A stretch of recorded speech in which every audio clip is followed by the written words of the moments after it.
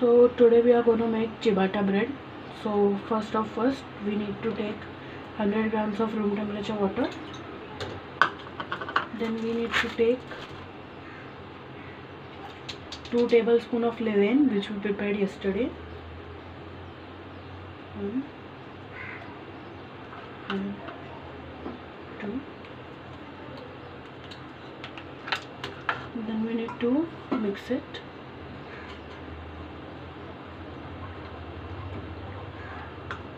Then we are adding 100 grams unbleached all-purpose flour and 50 grams of whole wheat flour. So now we are just going to mix it lightly.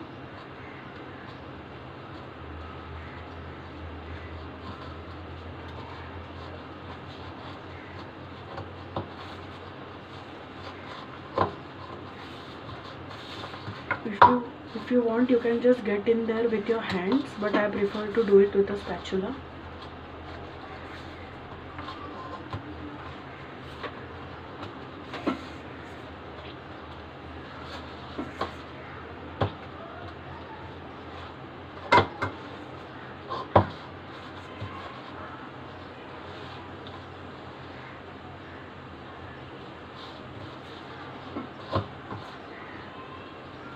Now we will let it rest for 60 minutes. So now it has been 1 hour, the dough is resting. I don't know whether you can see it from the camera or not, but my dough has rested well. And now what I'm gonna do is I'm just gonna add 1/4 teaspoon of coarse sea salt. Now you can see that this is not a regular sea salt, it is a coarse sea salt. So you need to use this kind of a salt because while using our regular iodized salt, you cannot monitor the level of saltiness you want. So here I'm adding it 1/4 teaspoon, just a little bit more. Then what I'm gonna do is I'm just gonna take some oil on my hands, and I'm just gonna grab one part of the dough. I'm just gonna stretch it, and I'm going to fold it.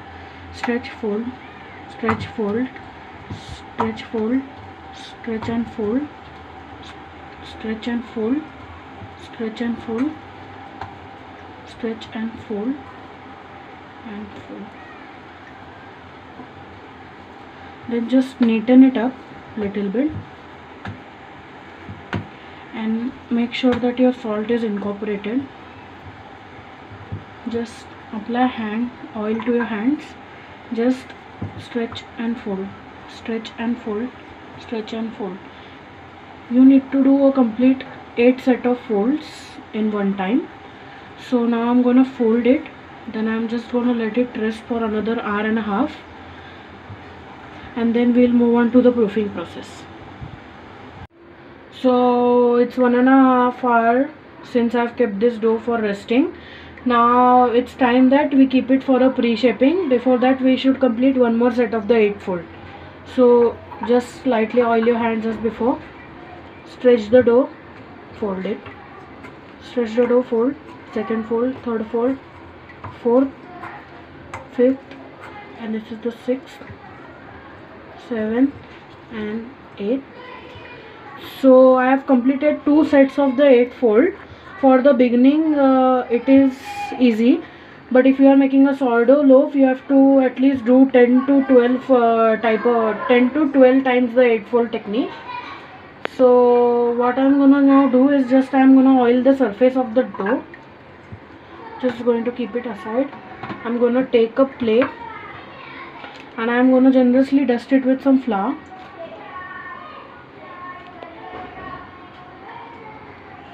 Just then I'm going to shake it off a little bit.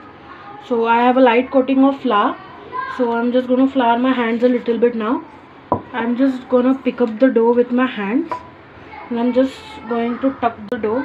The dough is going to be very messy and sticky at this point, but as you handle it, it will become more pliable. So now I've just folded the dough like this. You just take the dough, you just hold the dough in your hands, just tuck it underneath, tuck, pull and then tuck, pull and then tuck it. So doing like this, you have to make it round and sprinkle it with some flour. Now cover it with a little bit of a big container and leave it to proof for another 2.5 to 3 hours. So my dough has well rested for 2.5 hours to 3.5 hours. So now what I'm gonna do is I'm just going to sprinkle a little bit flour on my dough. I'm just gonna sprinkle a little bit flour on this rolling bench. Then what am I gonna do is I'm gonna take my bench scraper and scoop the dough at once and turn it around and keep it on my rolling bench. Then what I'm gonna do is I'm gonna sprinkle a little amount of flour on the underside of the dough. Then what I'm gonna do is I'm just gonna puncture the dough. I'm just gonna remove all the air out of it. Use flour as needed because this dough is extremely sticky. Then I'm gonna do is I'm gonna fold the dough upon itself. 1, 2, 3 and then 4. Now when it is done,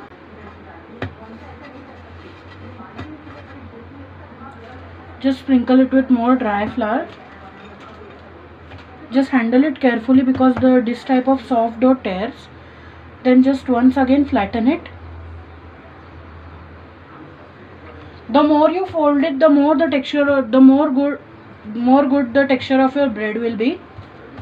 So try to do it at least 2 to 3 times because the dough is extremely sticky. So be careful that your dough doesn't tear upon you.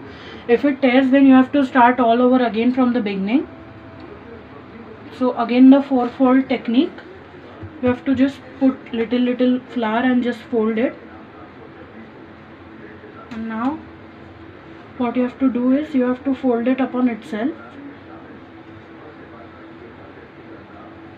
So you have to turn it. Now the dough you can work. Now it is in a consistency you can work with. So just sprinkle some flour on the bench. Lightly flour your rolling pin. Just start to roll. First roll it this side 2 times, then 2 times on this side, up and then down. Then lightly turn the dough. Just roll it. Once it is rolled to a desired thickness, then what you have to do is you have to just take it again like this and you have to fold it, and then you have to again fold it. Afterwards adding a little bit of flour. Now this is the last fold which I am going to be performing. Then I am going to shape the ciabatta. Then after this is done, just overlap it and turn it around. Just flour your working surface. Then just bash your dough little bit and then roll 2 times up and then 2 times down. Then turn the dough.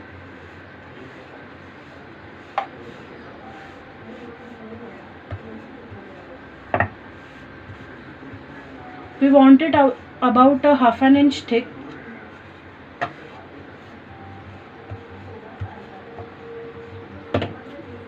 Now it is about half an inch thick. So now what we are going to do is we are just going to trim and make it look good. So we are just going to trim it. You can do it with a knife, but I am just comfortable with my scraper. Don't trim excess dough because it leads to wastage. I'm not going to waste any of the dough. I'm just going to turn them into breadsticks.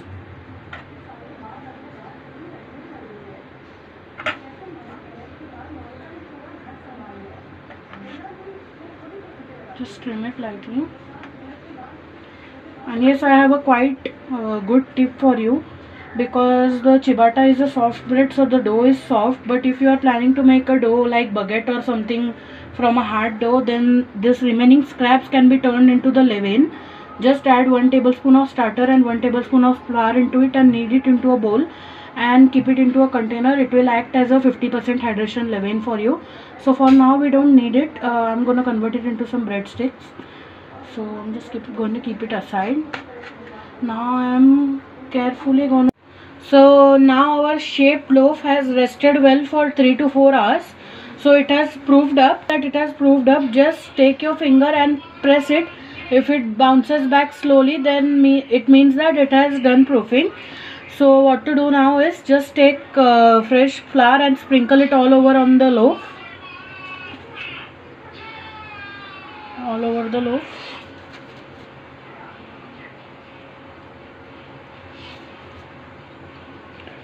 Sprinkle a generous amount of flour and then smooth it out with your hands. Be careful not to puncture the dough. Then what you want to do is take a new sharp blade. Yes, you heard it right, it is a blade. Take half a piece of it, break it into half because it is extremely dangerous to use a full piece, and score it.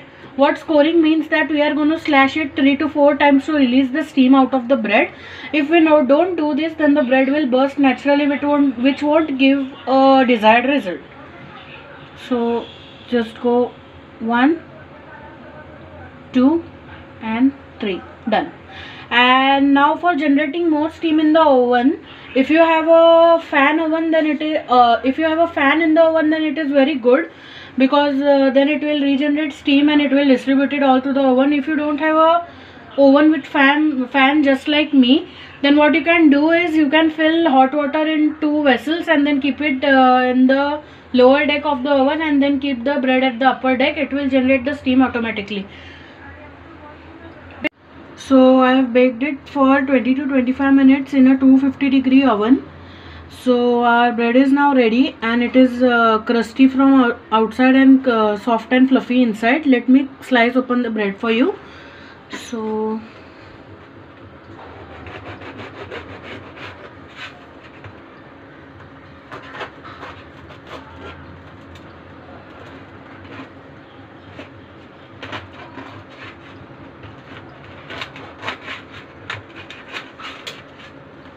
see, now you can see the beauty of the sourdough, and this is all done from the natural yeast, which means sourdough, which I have made at home.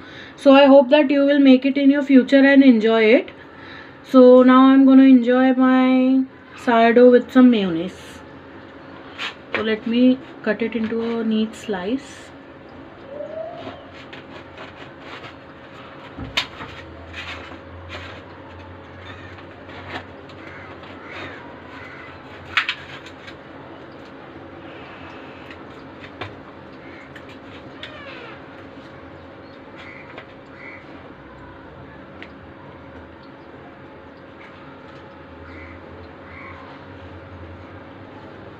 So let me have a taste.